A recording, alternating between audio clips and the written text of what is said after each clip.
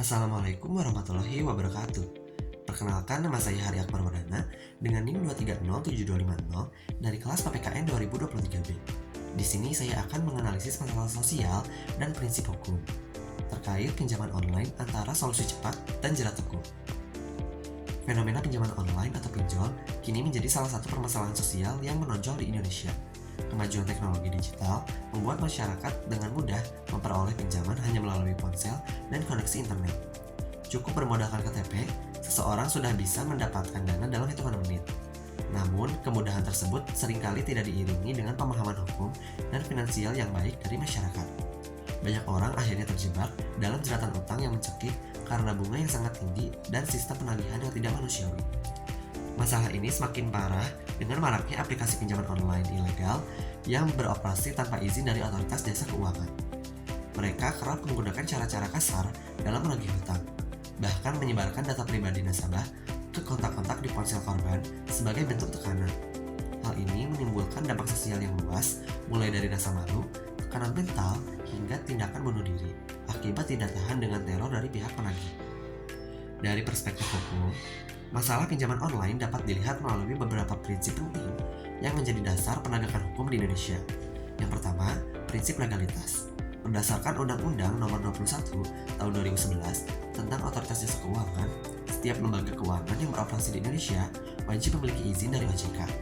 Artinya, pinjol yang tidak memiliki izin resmi secara hukum dianggap ilegal. Yang kedua, prinsip keadilan. Praktik penagihan dengan cara mengintimidasi, menyebarkan data pribadi, atau mempermalukan debitur di depan umum merupakan pelanggaran terhadap hak asasi manusia. Yang ketiga, prinsip kepastian hukum. Dalam konteks pinjaman online, kepastian hukum berarti adanya kejelasan aturan antara pemberi pinjaman dan penerima pinjaman, termasuk hak dan kewajiban kedua belah pihak. Ketika pinjol ilegal beroperasi tanpa pengawasan otoritas yang sah, masyarakat kehilangan jaminan kepastian hukum. Selain itu, penyebaran data pribadi oleh pelaku pinjol ilegal juga melanggar Undang-Undang Nomor 11 Tahun 2008 tentang Informasi dan Transaksi Elektronik serta Undang-Undang Nomor 27 Tahun 2022 tentang Perlindungan Data Pribadi. Untuk mengatasi persoalan pinjaman online yang semakin meluas, dibutuhkan solusi hukum yang komprehensif dan berkelanjutan. Pemerintah melalui OJK dan Kementerian Komunikasi dan Informatika telah berupaya menutup dan memblokir ribuan aplikasi pinjaman online yang ilegal. Langkah ini merupakan bentuk penerapan prinsip legalitas agar hanya lembaga keuangan yang berizin resmi yang dapat beroperasi di Indonesia. Selain itu, aparat penegak hukum harus lebih tegas dalam menindak pelaku penyalahgunaan data dan penagih yang tidak sesuai prosedur hukum.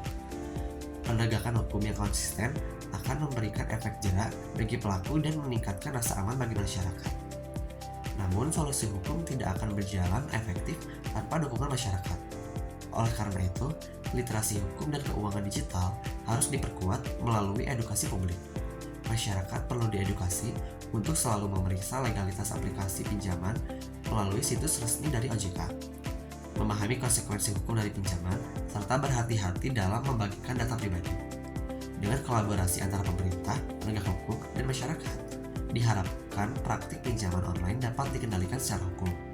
Pinjaman online seharusnya menjadi sarana untuk membantu perekonomian masyarakat, bukan menjadi sumber penderitaan akibat penyalahgunaan hukum dan teknologi.